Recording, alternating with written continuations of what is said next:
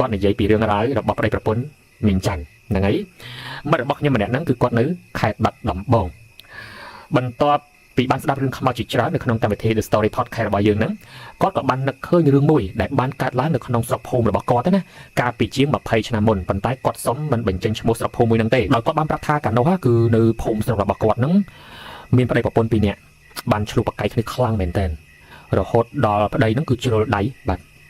សម្រាប់ប្រពន្ធយ៉ាងខូខើបំផុតទាំងដែលប្រពន្ធហ្នឹងគឺមានបាទផ្ទៃពោះចិត្តឆ្លងទន្លេទៅទៀតមិនដឹងជាខឹងអីដល់ថ្នាក់ណាដែលអាចលើកដៃបាទធ្វើបាបឬក៏សម្លាប់ទៅដល់មនុស្សដែលខ្លួនឯងដេកជាប់នឹងទ្រង់ណាក៏ទៅមនុស្សយើងមានសពគ្រប់បែបយ៉ាងបងប្អូនហើយគាត់ក៏សម្លាប់ខ្លួនឯងទៅតាមក្រោយនៅក្នុងផ្ទះនឹងតែម្ដងបងប្អូនប៉ុន្តែការស្លាប់របស់គាត់ទាំងពីរហ្នឹងគ្មាននរណាគេម្នាក់បានដឹងនោះឡើយតម្រាំតែគេដឹងហ្នឹងគឺរំលងទៅ3-4ថ្ងៃទៅហើយអញ្ចឹងបានថាសាក់សពហ្នឹងគឺវាហោមស្អុយអាលួយទៅហើយចិត្តមានតកើមានអីអញ្ចឹងណាហើយរឿងនេះស្ទើរតែគ្មានអ្នកភូមិណាម្នាក់ជឿថាប្តីប្រពន្ធគាត់ទាំងពីរហ្នឹងស្លាប់ឡើយព្រោះថាកន្លងមកបន្ទាប់ពីគាត់ស្លាប់3ថ្ងៃ4ថ្ងៃហ្នឹងណាគេនៅឃើញប្តីប្រពន្ធមកគូនេះនៅមានសកម្មភាពនៅក្នុងផ្ទះធម្មតាអូយហើយមានសម្លេងឆ្លុះប្រកែកគ្នាដូចរាល់ដងអញ្ចឹងគឺមិនមែនគាត់ស្លាប់ហើយស្ងាត់ជ្រាបទេណាគេនៅឃើញគាត់ហ្នឹងមានសកម្មភាពនៅក្នុងផ្ទះតែក្រោយពីការបូជាសពប្តីប្រពន្ធមួយគូនេះរួចរាល់វិញ្ញាណពួកគាត់ក៏ប្រែទៅជាខ្មោចតៃហោងតែម្ដងហើយពីស្ងាត់ស្ងៀមទៅជាកាចសាហាវដើរលងបន្លាចគេនៅក្នុងភូមិស្ទើររាល់យប់ធ្វើឲ្យពេលនោះគ្មានអ្នកភូមិណាម្នាក់ហ៊ានចេញក្រៅផ្ទះទេចាប់ពីម៉ោង7ល្ងាចហើយមិត្តខ្ញុំម្នាក់ហ្នឹងគាត់បានបញ្ជាក់ថានេះគឺជារឿងពិតណាដែលគាត់បានជួបផ្ទាល់ខ្លួនឯងហើយគាត់អត់ជឿលើភ្នែកខ្លួនឯងទេមករឿងនឹងឯងដែលធ្វើឲ្យគាត់ជឿថានៅលើโลกនេះពិតជាមានប្រលឹងខ្មោចពិតប្រាកដមែនបន្តទៅនេះគឺខ្ញុំសូមយករឿងទាំងមូលដែលមិត្តខ្ញុំបានសរសេររាយរាប់មកខាងយើងហ្នឹងជម្រាបជូនបងប្អូនរឿងនេះគឺបានកើតឡើងនៅក្នុងអំឡុងឆ្នាំ2003បងប្អូននៅក្នុងភូមិដាច់ស្រយាលមួយនៅក្នុងខេត្តបាត់ដំបងប្តីប្រពន្ធពូធុនហើយនឹងមីងច័ន្ទពួកគាត់ទាំងពីរហ្នឹងតែងតែលឺមាត់លឺកឆ្លុះប្រកែកទាស់តែងគ្នាជារៀងរាល់ថ្ងៃពួកគាត់ទាំងពីរមានអាយុខ្ទង់តែ30ក្រាស់តែប៉ុណ្ណោះនិងប្រកបរបរជាអ្នកធ្វើស្រែចម្ការប៉ុន្តែរាល់ពេលត្រឡប់ទៅធ្វើស្រែវិញណាពូធុនគឺជាមនុស្សដែលចូលចិត្តផឹកស្រាខ្លាំងមែនទែនហើយនឹងស្រវឹងកាចគេហៅថាមនុស្សស្រវឹងកាចទេបងប្អូនមនុស្សខ្លះស្រវឹងហើយគឺលូនចូលដេញហ្មងតែមនុស្សខ្លះស្រវឹងហើយស្រែកឡូឡាបាត់ណាបាត់ណីពេញផ្លូវហ្មងគាត់ស្រែកឡូឡារករឿងមីងច័ន្ទគ្រប់ពេលដែលគាត់ស្រវឹងម្ដងចំណែកឯមីងច័ន្ទឯនោះវិញគាត់គឺជាមនុស្សដែលមុតដាច់បន្តិចហើយនឹងមានចរិតហ្នឹងគឺក៏កាចដែរគឺឆាប់ឆេវឆាវហើយស្អប់បំផុតគឺពូធុននៅពេលដែលគាត់ស្រវឹងនិយាយរករឿងមីងច័ន្ទអត់ចេះឈប់ហ្នឹងដូច្នេះហើយបានជាប្តីប្រពន្ធគាត់ទាំងពីរនាក់ហ្នឹងតែងតែឆ្លោះគ្នាសឹងតែរាល់ថ្ងៃទៅហើយព្រោះទៅធ្វើស្រែមកវិញផឹកហៅរឿងប្រពន្ធជាពិសេសហ្នឹងគឺនៅពេលល្ងាចតែម្ដងដែលពួកគាត់តែងតែឆ្លោះគ្នាផ្អើលភូមិតែនៅពេលដែលព្រឹកឡើងដែលគាត់ស្វាងពីស្រវឹងវិញហ្នឹងប្តីប្រពន្ធរបស់គាត់ហ្នឹងគឺត្រូវរើគ្នាល្អល្អធម្មតាផ្អែមល្ហែមដូចគេឯងស្រឡាញ់គ្នាអញ្ចឹងបងប្អូនមានចម្លែកត្រង់ហ្នឹងដែរពេលព្រឹកគឺល្អល្អនឹងគ្នាថើបអោបគ្នាអញ្ចឹងទៅដល់ពេលយប់ឡើងនៅពេលដែលស្រវឹងអីហ្នឹងវាយបោកចានបោកឆ្នាំងដូចមនុស្សអត់ដែរស្គាល់គ្នាដូចមានគំនុំពីជាតិមុនជាមួយគ្នាអញ្ចឹងទាំងដែលខ្លួនគឺជាប្តីប្រពន្ធនឹងគ្នានិយាយទៅពូធុននៅពេលដែលគាត់ស្រវឹងគាត់គឺជាមនុស្សស្រួលនិយាយគ្នាស្លូតបូតនឹងធ្វើការងារស្រែចម្ការគឺចំណាប់ចំនួនតែម្ដងឆ្នាំនោះមីងច័ន្ទពូធំកូនដំបងរបស់គាត់ហ្នឹងគឺបាន8ខែមានថ្ងៃមួយគេស្រាប់តែបានឮសូរសំឡេងអ្នកទាំងពីរឆ្លុះប្រកែកគ្នាយ៉ាងខ្លាំងតែមួយសន្ទុះក្រោយមកសំឡេងនោះក៏ស្ងាត់បាត់ឆឹងតែម្ដងកន្លងមករាល់ពេលដែលអ្នកភូមិជិតខាងបានឮសំឡេងប្តីប្រពន្ធមួយគូនេះឆ្លុះគ្នាពួកគេតែងតែដើរទៅអើតមើលនិងចូលទៅខាត់ពូធុនម្ដងម្កាលដែរប្រសិនបើគាត់នឹងប្រើប្រាស់អំពើហិង្សាបាទទៅលើភរិយារបស់ខ្លួនតែយូរទៅក្រោយពេលដែលអ្នកភូមិដឹងច្បាស់ថាប្តីប្រពន្ធមីងច័ន្ទនេះឆ្លុះគ្នាឡើងខ្លាយទៅជាទម្លាប់ទៅហើយហ្នឹងគឺពួកគេក៏មិនសូវអើពើទៅតាមហ្នឹងទៅព្រោះដឹងច្បាស់ថា yes ឆ្លុះគ្នាតែរហូតណាគេឈ្នះខាត់ទេហើយលឺតែឆ្លុះគ្នាពេលយប់ឡើងផឹកឡើងត្រូវគ្នាវិញទៀតអញ្ចឹងណាអញ្ចឹងអើយខ្ជិលរវល់ណាស់ហើយពេលខ្លះហ្នឹងទៅរងគ្រោះដោយសារតែពូធុនបាទដាក់ម្ដាយដាក់មួយជើងទៅទៀតអញ្ចឹងណារឿងនេះក៏បានកើតឡើងធ្វើឲ្យអ្នកភូមិជាប់ផ្ទះពូធុនហើយនឹងមីងច័ន្ទហ្នឹងគឺគិតថាវាជារឿងធម្មតាហើយនឹងសាមញ្ញទៅហើយចម្លែកតែថ្ងៃមួយនៅយប់នោះប្តីប្រពន្ធអ្នកទាំងពីរនោះបានឆ្លុះគ្នាយ៉ាងខ្លាំងព្រោះអ្នកជិតខាងក្បែរនោះបានឮសំឡេងមីងច័ន្ទណាលើកនេះគឺស្រែកយំខ្លាំងខុសធម្មតាដូចជាមនុស្សចិត្តដាច់ខ្យល់ស្លាប់អញ្ចឹងតែក្រោយមកស្ងាត់ជ្រាបស្ងាត់សូនឆឹងតែម្ដងមិនដឹងថាពូធុនហ្នឹងគឺវាយដំចំធាក់គាត់ខ្លាំងកម្រិតណាទេហើយកុំភ្លេចថាពេលនោះគឺមីងច័ន្ទមានផ្ទៃពោះ8ខែបងប្អូនបន្ទាប់ក្រោយពីឆ្លុះគ្នាពីយប់នោះព្រឹកឡើងអ្នកភូមិហ្នឹងក៏បានឃើញមីងច័ន្ទហើយនឹងពូធុនដើរចោតដើរឡើងនៅក្នុងផ្ទះដោយសពមួយដងអញ្ចឹងពួកគេក៏គិតថាអើយតដែររឿងតដែរ ប៉ុន្តែរឿងដែលគួរឲ្យឆ្ងល់នោះគឺថាពួកគេមិនបានឃើញពុទ្ធននិងមីងច័ន្ទចេញពីផ្ទះសោះគឺពួកគាត់ទាំងពីរសំងំតែនៅក្នុងផ្ទះជាប់រហូត24ម៉ោងលើ24ម៉ោងតែម្ដងខុសពីសពមួយដងដែលមីងច័ន្ទតែងតែចេញមកអង្គុយនៅខាងមុខសម្រាប់ផ្ទះពេលខ្លះក៏ទៅបេះបន្លែបន្លុកដាំស្លអីនោះនៅក្រោយផ្ទះអញ្ចឹងទៅហើយពេលខ្លះមីងច័ន្ទហ្នឹងក៏ចេញមកអង្គុយលេងនៅមុខផ្ទះឬក៏ដើរទៅនិយាយលេងជាមួយអ្នកជិតខាងអញ្ចឹងណារីឯពុទ្ធនវិញតែងតែចេញធ្វើដំណើរទៅធ្វើស្រែចម្ការជាដើមតែនៅពេលនេះពួកគាត់បែរជាសំងំលាក់ខ្លួនចិត្តនៅក្នុងផ្ទះហើយឲ្យតែដល់ពេលយប់ឡើងណាតែងតែលឺសំឡេងឆ្លុះគ្នាដូចសពមួយដងកន្លងបានទៅ2យប់2ថ្ងៃចូលដល់ថ្ងៃទី3យាយនួនដែលជាអ្នករស់នៅជាប់ភូមិផងរបងផ្ទះមីងច័ន្ទហ្នឹងក៏បាននិយាយថាល្ងាចនោះម៉ោងប្រហែលជា6កន្លះព្រះអាទិត្យលិចបាត់ហើយគាត់ក៏បានដើរទៅខាងក្រោយផ្ទះក៏ឃើញមីងច័ន្ទហ្នឹងអង្គុយអោនមុខយំដៃមីងច័ន្ទណាអបក្បាលជង្គង់នៅលើកូនក្រែមួយមើលទៅគឺគាត់អាណិតមីងច័ន្ទខ្លាំងមែនទែនឃើញដូច្នេះហើយយាយនួនក៏ស្រែកសួរពីផ្ទះគាត់ថាអាចារ្យអើយមកយាយឯងយំធ្វើអីអាធនវាវាយឯងទៀតហើយមែនអត់កុំប្របាក់ចិត្តអីហងអើយចាំឯងពូធំហងប្រញាប់ស៊ីបាយស៊ីទឹកទៅហើយចូលទៅដេកពួនទៅធ្វើម៉េចជីវិតប្តីប្រពន្ធវាតែងតែដូចចានក្នុងរាវអញ្ចឹងថ្មនេះមូសច្រើនណាស់ប្រយ័ត្នខ្លួនឈាមណាធ្វើអីគិតដល់កូនក្នុងពោះផងនិយាយនួនគាត់និយាយអញ្ចឹងណាបងប្អូនហើយគាត់ក៏បន្តទៀតថាពេលនោះមីងច័ន្ទមិនបានតបនឹងសំណួររបស់គាត់សូម្បីតែមួយសំណួរតែបែរជាយំរឹតតែខ្លាំងឡើងឡើងគោមរំពងតែម្ដងធ្វើឲ្យយាយនួនព្រឺសម្បល់ខ្ញាក់មិនដឹងជាហេតុអីយាយនួនឃើញដូច្នេះហើយគាត់ក៏អាណិតដែរតែមិនដឹងថាជួយយ៉ាងម៉េចទេមានតែទុកឲ្យមីងច័ន្ទហ្នឹងអង្គុយយំម្នាក់ឯងបន្តទៀតទៅហើយគាត់ហ្នឹងក៏ដើរចូលទៅផ្ទះវិញបាត់ទៅទាំងដៃកណ្ដាលយប់មានបាក់ប្រច័ណ្ឌរៀងភ្លឺព្រាលមានសម្លេងចង្រិតអីចឹងណាគឺគួរអាណិតខ្លាំងមែនតើស្រីម្នាក់ពុះធំហើយអង្គុយយំនៅលើខែតូចមួយចឹងបងប្អូនហ្នឹងហើយព្រឹកឡើងម្ដាយនិងប្អូនប្រុសបង្កើតរបស់ពុទ្ធនក៏បានទៅដល់ផ្ទះមីងច័ន្ទដើម្បីទៅតាមពុទ្ធនទៅភ្ជួរស្រែព្រោះអីហ្នឹងគឺបាត់ពុទ្ធនហ្នឹងពី3ថ្ងៃទៅហើយមិនឃើញធ្វើស្រែអ្វីសោះដោយជិះម៉ូតូអាគប់ទៅដល់មុខផ្ទះភ្លាមម្ដាយពុទ្ធនហ្នឹងក៏បានចុះស្រែកហៅពីមាត់របងតែម្ដងថាអាធនអើយអាធននៅផ្ទះអត់ហ្នឹងទៅជួយភ្ជួរស្រែម៉ែបន្តិចទៅពី3ថ្ងៃបាត់មកទៅណាវ៉ៃឈឺមែនអាធនអើយអាធនស្រែកហៅពី3ដងហើយនៅតែគ្មានអ្នកឆ្លើយគាត់ក៏សម្រេចចិត្តដើរទៅផ្ទះយាយនួននៅជាប់នោះដើម្បីសួរនាំព្រោះថារបងខាងមុខបានចាក់សោជាប់យាយនួនអើយយាយនួនអាធននឹងអាចារ្យណាវានៅផ្ទះអត់ហ្នឹងខ្ញុំស្រែកហៅពី3ដងហើយគ្មានអ្នកឆ្លើយចឹងយាយនួនដែលកំពុងតែអង្គុយបោចស្មៅនៅខាងមុខផ្ទះគាត់ក៏ឆ្លើយថាអាពីរអ្នកហ្នឹងវានៅផ្ទះតើម៉ែអាធនពី3ថ្ងៃនេះមិនដឹងថាប្តីប្រពន្ធវាកើតអីទេអត់មានអ្នកណាដើរចេញមកពីផ្ទះសោះតែយប់ឡើងឆ្លោះគ្នារាល់ថ្ងៃហើយអាធនវាឈឺតិចដឹងបានវាអត់ទៅធ្វើស្រែឯងចូលទៅមើលដល់ក្នុងផ្ទះតែម្ដងទៅនេះចូលតាមរបងខ្ញុំនេះបានលឺយាយនួននិយាយដូច្នេះហើយម៉ែពុទ្ធនហ្នឹងក៏បានប្រើកូនប្រុសបើរបស់គាត់ហ្នឹងឲ្យផ្លាស់របងដើម្បីបើកចូលទៅមើលតែម្ដងមិនចាំបាច់ចូលតាមរបងយាយនួននោះទេចូលទៅដល់មុខខ្ទមរបស់ពុទ្ធនហ្នឹងមានខ្ទាស់ឈើជាប់ពីខាងក្នុងម៉ែពុទ្ធនក៏បានគូទ្វារស្រែកហៅប៉ុន្តែនៅតែគ្មានអ្នកឆ្លើយគាត់ក៏បានដើរទៅមើលក្នុងផ្ទះបាយពីខាងក្រោយឃើញចានឆ្នាំងណាប្រឡាក់ធ្លាក់ពីពេញដីកណ្ដុលកន្លាតនាំគ្នារុំជុំចិត្តរួមទាំងមានក្លិនស្អុយដូចសត្វអីងាប់ភីចេញមកផងដែរទ្រាំមិនបានម៉ែពុទ្ធនក៏បានប្រើប្រាស់គុណប្រុសរបស់គាត់នឹងឲ្យទម្លុះទ្វារខ្ទមចូលទៅមើលខាងក្នុងតែម្ដងទៅព្រោះគាត់ភ័យណាស់ខ្លាចមានរឿងអីកើតឡើងចំពោះពុទ្ធនហើយនឹងមីងច័ន្ទពេលទម្លុះទ្វារចូលទៅភ្លាមម៉ែពុទ្ធនណាហើយនឹងគុណប្រុសក៏យកដៃខ្ទប់ច្រមុះជាប់ព្រោះក្លិនស្អុយភីបុកមុខខ្លាំងតែម្ដងចូលទៅដល់គាត់បានឃើញមុងមិនទាន់ស្លាយទេក៏នឹកក្នុងចិត្តថាយីកូនថ្ងៃរះហើយនៅមិនទាន់ក្រោកទៀតហើយស្អុយអីស្អុយយ៉ាងនេះផ្ទះនេះកើតអីហ្នឹងគាត់ក៏សម្រេចចិត្តដើរទៅប៉ើងមុងមើល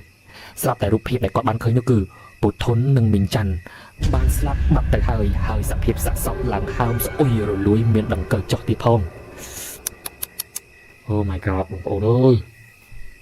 គាត់បានរៀបរាប់ថាសភាពសាកសពរបស់មីងច័ន្ទណាគឺខ្លួនគាត់ឡើងខ្មៅអស់ទៅហើយបាទវា3ថ្ងៃទៅហើយបាត់ល្មមហីភ្នែកនឹកបើកនៅឡើយប៉ុន្តែវាលៀនចង់ជ្រុះចេញមកខាងក្រៅអញ្ចឹងបងប្អូនហើយនៅត្រង់តំបន់កគឺមានស្នាមខ្សែរឹតបាត់សឹងតែដាច់កចេញពីគ្នា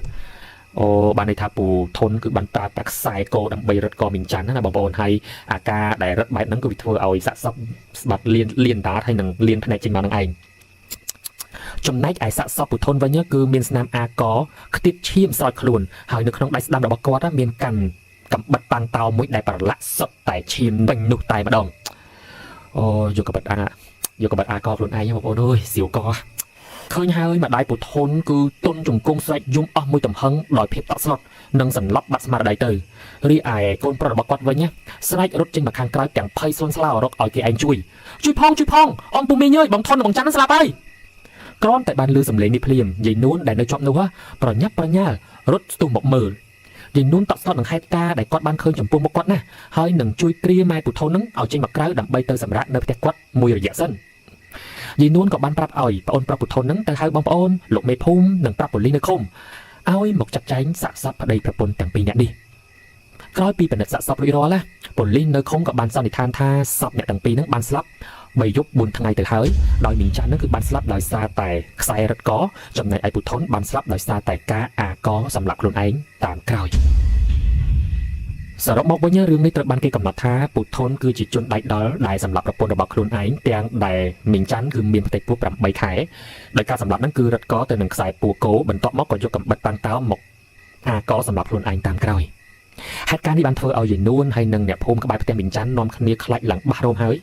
ព្រោះអីប៉ុន្មានថ្ងៃកន្លងមកនេះគេនៅតែឃើញល្ងាចឡើងមីងច័ន្ទដើរចោលដើរឡើងនៅក្នុងខ្ទមរបស់គាត់ហើយគេឮសូរសំឡេងធ្វើម្ហូបផ្ទះបាយនិងឮសំឡេងអ្នកទាំងពីរអ្នកឆ្លោះគ្នាដូចសពមួយដងទៀតផងចុះបើអ្នកទាំងពីរស្លាប់ហើយដូច្នេះសំឡេងដែលអ្នកភូមិបានឮជារៀងរាល់ថ្ងៃ3ថ្ងៃជាប់គ្នានោះគឺជាសំឡេងអ្វីប៉ិតណាស់គឺជាសំឡេងខ្មោចពូថននិងមីងច័ន្ទមែនទេដែលគេហៅថាខ្មោចតៃហោងព្រោះមិនបានស្លាប់តាមបែបធម្មជាតិនឹងឯងពេលនោះខាងសាច់ញាតិទាំងសងខាងនិងអ្នកភូមិជាច្រើនអ្នកក៏បានផ្អើលមកមើលចង្អៀតណែនណាន់តាន់តាប់ពេញភូមិព្រោះមិនដែលឃើញហេតុការណ៍ដ៏កាចសាហាវបែបនេះទេនៅថ្ងៃនោះដែរខាងសាច់ញាតិក៏បានដឹកសាកសពអ្នកទាំងពីរទៅធ្វើបុណ្យបូជានៅវត្តចុងភូមិដោយមិនបានធ្វើបុណ្យសពនៅឯផ្ទះទេព្រោះគេមានជំនឿថ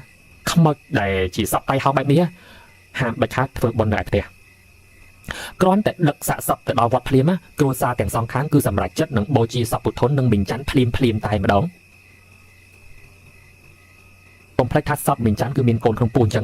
នៅក្នុងយប់នោះតែម្ដងហ្នឹងព្រោះតែតម្កល់ទុកទៀតសពនឹងកាន់តែហើមស្អុយរលួយកាន់តែខ្លាំងអញ្ចឹងណាបងប្អូនវា3ថ្ងៃទៅហើយពេលដែលបូជាសពហ្នឹងសម្លេងយំខ្សឹកសួររបស់ក្រុមគ្រួសារអ្នកទាំងពីរលន់ត្រហឹងពេញវត្តតែម្ដងព្រោះអីមិននឹកស្មានថារឿងនេះបានកើតឡើងចំពោះពួកគាត់សោះនៅព្រឹកថ្ងៃបន្ទាប់ពិធីជាបណកិច្ចដែលជាកិច្ចបង្ហើយបុណ្យក៏មានអ្នកភូមិជាច្រើនអ្នកបានមកចូលរួមរំលែកទុក្ខដល់ក្រុមគ្រួសារសាកសពទាំងសងខាងផងដែរក្រោយពិធីចប់សពគ្រប់មិនមានរឿងអ្វីកើតឡើងខុសពីធម្មតានោះឡើយរហូតដល់គម្រប់ខូប7ថ្ងៃរបស់ពុទ្ធនហើយនិងមីងច័ន្ទទើបអ្នកភូមិបានជួបនឹងហេតុការណ៍ចម្លែកជាបន្តបន្ទាប់នៅពេលនោះផ្ទះពុទ្ធននិងមីងច័ន្ទដែលត្រូវបានគេបោះបង់ចោលមិនមានការធ្វើពិធីតាមបែបសាសនាអ្វីទាំងអស់ព្រោះសាច់ញាតិទាំងសងខាងមានភាពខ្លាចរអាយយ៉ាងខ្លាំងចំពោះរឿងហេតុដែលបានកើតឡើងចំពោះអ្នកទាំងពីរដែលស្លាប់យ៉ាងសាហាវនៅក្នុងផ្ទះមួយនោះអ្វីដែលគេឃើញជារៀងរាល់ពាក់កណ្ដាលអាត្រិតអ្នកជិតខាងដែលនៅជាប់ផ្ទះមីងច័ន្ទតែងតែបានឮសូរសំឡេងពួកគេឆ្លោះគ្នាដូចរាល់ដងហើយមានសំឡេងឆ្កែលូយ៉ាងក្រលួចផងដែរអូយព្រឹកសម្បល់បងប្អូនរឿងនេះបានធ្វើឲ្យយាយនួនលែងហ៊ានរស់នៅក្នុងផ្ទះគាត់បន្តទៀតបាទផ្ទះយាយនួនជាប់ផ្ទះពុទ្ធធនហើយនៅមីងច័ន្ទណាព្រោះតាំងពីបានឃើញរូបភាពមីងច័ន្ទអង្គុយយំនៅលើក្រែក្រោយផ្ទះមកគាត់ចងចាំអារូបភាពហ្នឹងទុកក្នុងខួរក្បាលគាត់តែម្ដងគាត់ខ្លាចខ្លាំងណាស់បានរើទៅនៅជាមួយនឹងកូនគាត់នៅឯភូមិផ្សេងមួយទៀតតែម្ដងចំណែកឯអ្នកជិតខាងដទៃទៀតក៏នាំគ្នាបិទទ្វារបិទបង្អួចគឺឲ្យតែព្រះអាទិត្យលិចគឺនាំគ្នាសំងំនៅតែក្នុងផ្ទះអោបប្តីអោបប្រពន្ធអោបកូនញ័រសាច់តែម្ដងមានថ្ងៃខ្លះគេក៏បានឮសូរសំឡេងខ្មោចមីងច័ន្ទហ្នឹងយំបំពេកូនល្វើយចេញពីក្នុងខ្ទមរបស់គាត់ក៏មានដែរយ៉ាងណាក៏ដោយសូមបងប្អូនស្ដាប់ដោយការប្រើប្រាស់ពិចារណញ្ញាណណាបងប្អូនរំលងបានប្រហែលថ្ងៃក្រោយមកទៀតក៏មានអ្នកដំណើរមកពីស្រុកឆ្ងាយម្នាក់បានមកលេងផ្ទះម្ដាយគាត់នៅក្នុងភូមិនោះជាចៃដន្យគាត់ជិះកាត់ផ្ទះពុទ្ធននិងមីងច័ន្ទគាត់ក៏ស្រាប់តែបានជួបនៅហេតុការណ៍ខ្មោចមីងច័ន្ទលងបន្លាច់រហូតដល់ជ្រុះសក់អស់តែម្ដងដោយគាត់មានឈ្មោះថាពូអូនគាត់និយាយថានៅយប់នោះគាត់ជិះម៉ូតូចូលទៅដល់ភូមិប្រហែលជាម៉ោង6 កន្លះយប់ទៅហើយសភាពនៅក្នុងភូមិស្ងាត់ឲ្យជ្រាបគាត់ឆ្ងល់មែនទែនមនុស្សម្នានាំគ្នាបិទភ្លើងចូលផ្ទះសម្រាប់អស់រលីងគ្មានសំបីតែមនុស្សម្នាក់ដើរតាមផ្លូវនិយាយឲ្យចំពេលនោះគាត់ថាភូមិនេះដូចជាភូមិដែលត្រូវបានគេបោះបង់ចោលអញ្ចឹងមិនដូចសភាពកាលពីគាត់រស់នៅក្មេងៗនោះទេជិះមកដល់មុខផ្ទះមីងច័ន្ទពូអូនក៏បានក្រឡេកទៅឃើញមីងច័ន្ទឈរអោនមុខជប់នៅពីមុខផ្ទះ Oh my god ហើយធ្វើដៃបក់ហៅម៉ូតូគាត់ឲ្យឈប់ទៀតផងពូអូនឈប់ម៉ូតូងក់ត្រេកអរបន្តិចដែរពេលឃើញមានមនុស្សចេញមកពូអូនក៏សួរថាមានការអីដែរបងស្រីភ្លាមនោះមីងច័ន្ទក៏តបបែបខ្សើនិងងើបមុខមកយឺតថាជួយផងខ្ញុំត្រូវប្តីខ្ញុំវាធ្វើបាបគ្រាន់តែងើបមុខមកភ្លាមពូអូនស្រែកផ្លោះសំឡេងព្រោះមុខមីងច័ន្ទរលះរលួយប្រឡាក់សុទ្ធតែឈាមភ្នែកលៀមធ្លាក់ទាំងសងខាងហើយដៃគាត់លុកចូលពោះទាញយកកូនចេញមកខាងក្រៅនៅនឹងភ្នែកពូអូនតែម្ដងពូអូនស្រែកឡើងផ្លោះសំឡេងមិនចាំយូរទេពូអូនបដួលម៉ូតូចោលរត់ប្រះអាយុសម្ដៅទៅផ្ទះម្ដាយគាត់នឹងស្រែកខ្លាំងថាជួយផងខ្វាយលង ពេលនោះពួកអូនបញ្ជាក់ទៀតថាខ្មោចមីងច័ន្ទណាគឺគាត់ឃើញច្បាស់ណាស់កាន់ខ្វាកូនចេញមកខាងក្រៅហើយជើងគាត់អត់ជាប់ដីទេហោះទៅហំមកពីមុខផ្ទះប្រមាណ10ទៅ15ម៉ែត្រទៅរលីកបាត់ហើយពេលនោះគ្មានអ្នកភូមិណាហ៊ានចេញមកជួយគាត់ដែរព្រោះដឹងច្បាស់ថាគាត់ប្រកាសជាត្រូវមីងច័ន្ទលងហើយពួកអូនព្យាយាមរត់អស់ទំហឹងរហូតទៅដល់ផ្ទះម្ដាយគាត់ដែលនៅមិនឆ្ងាយប៉ុន្មានព្រឹកឡើងណាពួកអូនឈឺក្តៅខ្លួនរហូតដល់ជ្រុះសក់អស់តែម្ដងម្ដាយរបស់គាត់ភ័យស្លន់ស្លោខ្លាំងមែនទែនព្រោះទឹកមុខពួកអូនណាខ្មៅក្រោមភ្នែកស្លេកស្លាំងបបោមាត់មើលទៅមិនរួចទេតតែទៅរកលោកឲ្យស្រោចទឹកចេញហើយទៅបាននៅថ្ងៃបន្ទាប់មកឲ្យតែចូលដល់ពាក់កណ្ដាលត្រៀតអ្នករស់នៅជិតវត្តដែលបូជាសពពុទ្ធននិងមីងច័ន្ទឯនោះវិញតែងតែបានលឺសូរសំឡេងមនុស្សប្រុសរត់ចុះរត់ឡើងនិងស្រែកថាប្រពន្ធអញនៅណាកូនអញនៅណាអ្នកណាយកប្រពន្ធកូនអញទៅណាបាត់ហើយសំឡេងនេះចេះតែលាន់លឺរហូតដល់ក្រោយបុណ្យ7ថ្ងៃចប់គឺបុណ្យសពរបស់ពុទ្ធននិងមីងច័ន្ទនឹងឯងហើយអ្នកភូមិតែងតែអើតមើលតាមបង្អួចផ្ទះមកសំឡេងនោះគឺជាសំឡេងខ្មាត់ពុទ្ធនកំពុងតែរត់វិលតាមរកប្រពន្ធនិងកូនគាត់អ្នកភូមិដែលហ៊ានគ្រប់គ្រាន់ហើយហ៊ានបើកបង្អួចឃើញខ្មាត់ពុទ្ធននឹងបាននិយាយថាខ្លួនពុទ្ធនប្រឡាក់សុទ្ធតែឈាមពីពេញ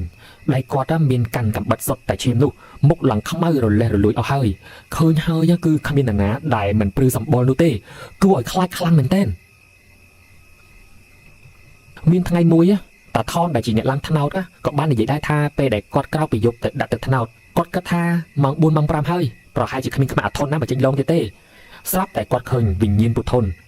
ដើរតាមគាត់ដើរឡើងជិតដល់គាត់តែម្ដងដោយស្រែកថាតើមានឃើញមីច័ន្ទអត់មានឃើញប្រពន្ធអញអត់វាយកកូនទៅណាបាត់ហើយតាថនភ័យឡើងលុបប្រលឹងមិនស្ទើរទេតែគាត់ជាមនុស្សចាស់រត់ទៅណាក៏មិនបានឆ្ងាយដែរ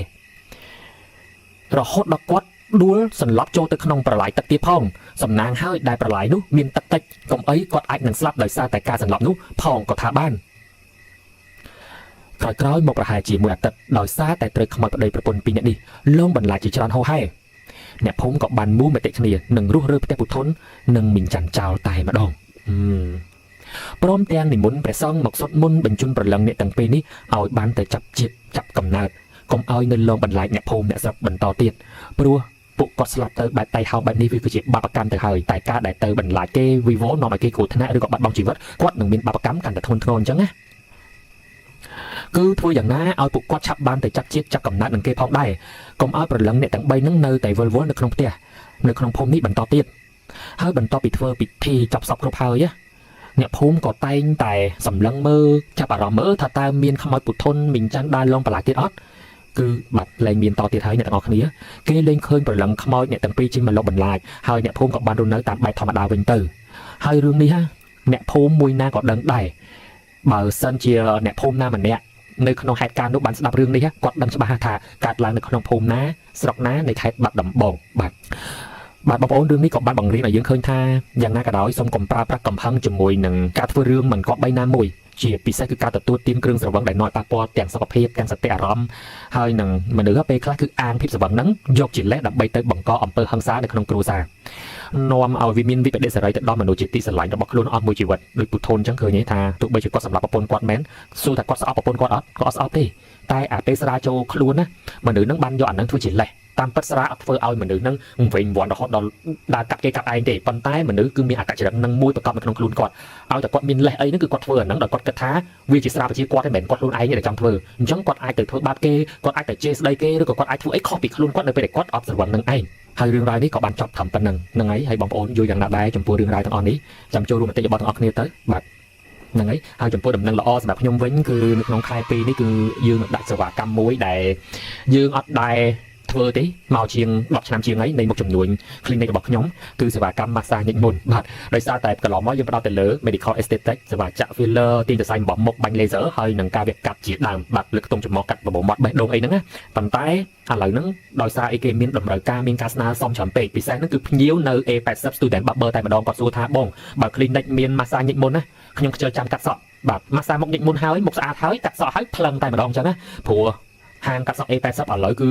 ភ្ញៀវច្រើនខ្លាំងមែនតើទោះបីជាយើងបន្ថែមជាង10នាក់ហើយក៏ដោយហើយជាងហ្នឹងមិនចេះរើសមកណាបបិសោត3ឆ្នាំ5ឆ្នាំ8ឆ្នាំ10ឆ្នាំបងប្អូនជាង10នាក់នៅតែទទួលអត់តាន់បងប្អូនសាកកាត់មើលអញ្ចឹងអ្នកដែលគាត់ចាំកន្លះម៉ោងទៅ1ម៉ោងហ្នឹងគាត់គិតថាបើមានការម៉ាស្សាញិចមុនគឺល្អខ្លាំងមែនតើគាត់យកអាពេលចាំហ្នឹងឲ្យតែលេខរងចាំគាត់មកបានហើយគាត់ចូលទៅម៉ាស្សាញិចមុនចេញមកវិញគឺគាត់កាត់សក់ស្អាតតែម្ដងហើយជាពិសេសគ្នាយើងខ្លះគឺគាត់ទៅកាត់សក់សង្សារស្រីៗរបស់គាត់ហ្នឹងទៅអង្គុយចាំចុចទូរស័ព្ទលេងអញ្ចឹងគាត់ធុញគាត់អញ្ចឹងពេលដែលសង្សារចូលទៅកាត់សក់អូនស្រីៗគឺគាត់អាចចូលទៅម៉ាស្សាមុខបានអញ្ចឹងណាហ្នឹងហើយអញ្ចឹងក៏យើងសម្រេចចិត្តថាល្អដែរកំណត់ហ្នឹងខ្ញុំក៏បានប្រើប្រាស់រយៈពេល2ខែបាទមិនគាត់នឹកឃើញភ្លាមដាក់ចូល plan ណា2ខែហ្នឹងគឺចាប់បុគ្គលិកមក train ពិធីសាស្ត្រក្នុងការម៉ាស្សាមុខបែបជំនាញបែប professional មិនគាត់ទៅលុញដាក់ផលលើមុខហើយហៅថាម៉ាស្សាទេអត់ទេយើងដឹងពីតំបន់ជីកចរថាចុចកន្លែងណាទៅវា relax ធ្វើឲ្យអ្នកទាំងអស់គ្នាមិនបាត់ stress ចុចកន្លែងណាទៅធ្វើឲ្យអ្នកទាំងអស់គ្នាបានធូរស្បើយនៅក្នុងអារម្មណ៍ទី2ម៉ាស្សាបែបម៉េចដើម្បីបើកគល់រោមបានល្អបំបត្តិខ្លោកភួរដែលធ្វើឲ្យយើងឡើងមុនហើយនឹងមុនដែលកកស្ទះនៅខាងក្រោមហ្នឹងឲ្យវាងាយស្រួលនៅក្នុងការញិចយកចេញទី3ធ្វើមិនកាត់បន្ថយការឡើងមុននិងព្យាបាលមុនទៅដំណើរគ្នាតែម្ដងហើយសំខាន់ប្រើប្រាស់នៅផលិតផលដែលយើង selective មាន FDA approve មាន standard មិនមែនជាផលិតផលដែលយើងរកបានងាយៗតាមផ្សារនោះទេគឺយើងខំបង្មកពីស្រុកក្រៅទាំងអស់តែម្ដងហើយវិធីសាស្ត្រនៅក្នុងការម៉ាស្សាវិធីសាស្ត្រក្នុងការប្រើប្រាស់ម៉ាស៊ីនគឺយើង selective ខ្លាំងមែនតើអ្នកទាំងអស់គ្នាសំខាន់ពេលវេលាម៉ាស្សាបែប professional បែបហ្នឹង1ម៉ោងទៅ1ម៉ោងជាងណា1ម៉ោងរហូតដល់1ម៉ោងកន្លះក៏មានដែរតែយើងយកតម្លៃត្រឹមតែ$15ទៅ$20តែប៉ុណ្ណោះទៅតាមសេវាកម្មរបស់អ្នកទាំងអស់គ្នាដែលរើចឹងណាបងប្អូនហើយយើងបានសិក្សាយើងបានប្រឹក្សាជាមួយដៃគូយើងនៅប្រទេសកូរ៉េគឺគាត់បានផ្ដល់យោបល់ឲ្យយើងច្រើនខ្លាំងមែនទែនជាមួយនឹងសេវាកម្មម៉ាស្សាហ្នឹងទាំង6ទៅ8 step យើងមាន2កញ្ចប់ហ្នឹងហើយមួយវិញទៀតគឺគេបាន recommend ឲ្យតារាអ្នកស្អាតឲ្យស្រាប់បដ ாய் នៅស្រុកគេឲ្យតែតនេមកទឹកអត់ផុតអូខេទៅម៉ាស្សាមួយបានម្ដងដែរហើយតម្លៃត្រឹម$15ទៅ$20ខ្ញុំគិតថាវា affordable ទាំងដែលអ្វីដែលយើងរៀបចំហ្នឹងតាមពិតនៅស្រុកគេយកបានរហូតដល់$80ទៅ$90បងប្អូនប៉ុន្តែបើខ្ញុំយកតម្លៃសេវាកម្មប៉ុណ្ណឹងមែនណាគឺគ្មានណាគេមកម៉ាស្សាមកកន្លែងខ្ញុំទេខ្ញុំនិយាយត្រង់បែបហ្នឹងហ្មងដូច្នេះទេយើងអត់អាចទៅបន្ថយនៅគុណភាពផលិតផលដែលយើងប្រើប្រាស់នៅលើមេផ្ទៃមុខភ្ញៀវទេប៉ុន្តែយើងអាចកាត់បន្ថយ step មួយចំនួនដើម្បីពីឧទាហរណ៍ថាគេធ្វើ13ទៅ14 step ចឹងទៅយើងមកកាត់បន្ថយត្រឹមតែ6 step ដើម្បីធ្វើឲ្យសេវាកម្មហ្នឹងវាធូរជាងមុនចឹងណាហើយនៅស្រុកគេនៅពេលដែលម៉ាស្សាមុខវាបូកចូលទាំង high full បូកចូលទាំង laser ចឹងទៅធ្វើឲ្យមើលទៅឃើញថ្លៃអញ្ចឹងខ្ញុំដកអាពួកដែលមិនចាំបាច់ហ្នឹងទុកម្ដុំសម្រាប់អ្នកដែលមានបញ្ហាទើបយើង recommend ឲ្យគាត់ប្រើប្រាស់ម៉ាស៊ីនទាំងអស់ហ្នឹងតែបើអត់មានទេគឺយើងម៉ាស្សាបែបធម្មតាអញ្ចឹងតម្លៃរបស់យើងក៏កាត់បន្ថយទៅតាមហ្នឹងដែរនិយាយរួមគឺយើងបង់តែលុយទៅថ្លៃការម៉ាស្សាអ្នកជំនាញហើយនៅផលផលយើងតែប៉ុណ្ណោះគឺសេវាកម្មម៉ាស្សាមុខដែលយើងដាក់ឈ្មោះឲ្យថាគឺ Glow Up facial therapy អញ្ចឹងសម្រាប់អ្នកដែលម៉ាស្សាញិចមុនធ្លាប់ម៉ាស្សាញិចមុននៅកន្លែងគេអត់ពេញចិត្តទៅញិចមុនកន្លែងគេអត់អស់ចូលទៅក្នុងផ្សារម៉ាស្សាអស់5រៀល10រៀលហ្នឹងណាអ្នកនរគ្នាអាចម៉ាស្សាលបងនៅ The Professional សេវាកម្ម Glow Up facial therapy បានត្រឹមតែ$15ទេ promotion គឺមួយខែនឹងពេញតែម្ដងសម្រាប់ថ្ងៃបុណ្យនៃក្តីស្រឡាញ់ខ្ញុំ set ឡើងសម្រាប់ប្រិយមិត្តរបស់ខ្ញុំបាទហើយទៅសាក់បងបាទផ្ដល់នៅបទពិសោធន៍ថ្មីឲ្យខ្លួនឯងហើយចាំជួយ feedback ឲ្យពួកយើងវិញផងថាតើអ្នកទាំងអស់គ្នាទទួលបានអារម្មណ៍បែបណាដែរដើម្បីយើងធ្វើឲ្យសេវាកម្មហ្នឹងកាន់តែល្អជាងមុនហើយនឹងពិសេសជាងមុនសម្រាប់អ្នកទាំងអស់គ្នាខ្ញុំពិតជាចង់ឲ្យអ្នកទាំងអស់គ្នាបានធ្វើអ្វីរួមគ្នាជាមួយខ្ញុំមែនតើកន្លងមកយើងមានតែសេវាកម្មវះកាត់ឬក៏ចាក់ Botox filler អីចឹងទៅអញ្ចឹងបងប្អូនដែលគាត់មានអាយុ25 30 40អីចឹងទៅគាត់មានលទ្ធភាពគឺគាត់អាចនឹងជាអតិថិជនរបស់យើងគាត់អាចនឹងធ្វើការប្រស័យទាក់ទងជាមួយនឹងពួកយើងបានប៉ុន្តែបងប្អូនមួយចំនួនទៀតដែលគាត់មានបញ្ហាទាំងអស់នោះទេគាត់ចង់វះកាត់ទេតែគាត់ពិតជាចង់ control នៅអ្វីដែលខ្ញុំធ្វើគឺខ្ញុំមានតែលក់ផលិតផលស្បែកផលិតផលថែទាំនៅផ្ទះតែអត់ដែលមានសេវាកម្មអីនៅ clinic សម្រាប់ពួកគាត់ទេអញ្ចឹងអានេះគឺជាសេវាកម្មមួយដែលខ្ញុំចង់ build connection ជាមួយអ្នកទាំងអស់គ្នាផងនិងផ្ដល់ឲ្យអ្នកទាំងអស់គ្នា relax ពីការសិក្សាពីការធ្វើការផងហើយតម្លៃប៉ុណ្ណឹងខ្ញុំជឿជាក់ថាអ្នកទាំងអស់គ្នា affordable អញ្ចឹងណាអញ្ចឹងកុំភ្លេចនាំមិត្តភ័ក្តិពួកម៉ាក់បងប្អូនប្តីប្រពន្ធសង្សារអីហ្នឹងមកទទួលសេវាកម្ម Glow Up Facial Therapy នៅ The Professional ទាំងអស់គ្នាគឺយើងចាប់ដំណើរការទទួលសេវាកម្មនេះពីថ្ងៃទី14នេះទៅតែម្ដងเนาะអញ្ចឹងក្នុងរយៈពេលថ្ងៃ11 12ហ្នឹងគឺយើងប្រើរយៈពេលក្នុងការរៀបចំអីវ៉ាន់បន្តទៀតហើយនឹងផ្ញើអីវ៉ាន់ទៅគ្រប់សាខាទាំងអស់ទូទាំងប្រទេសហើយចាំជួបគ្នានៅថ្ងៃទី14បាទអរគុណច្រើននៅក្នុងការតាមដានវីដេអូឃ្លីបនេះចាំជួបគ្នានៅវីដេអូឃ្លីបក្រោយៗទៀត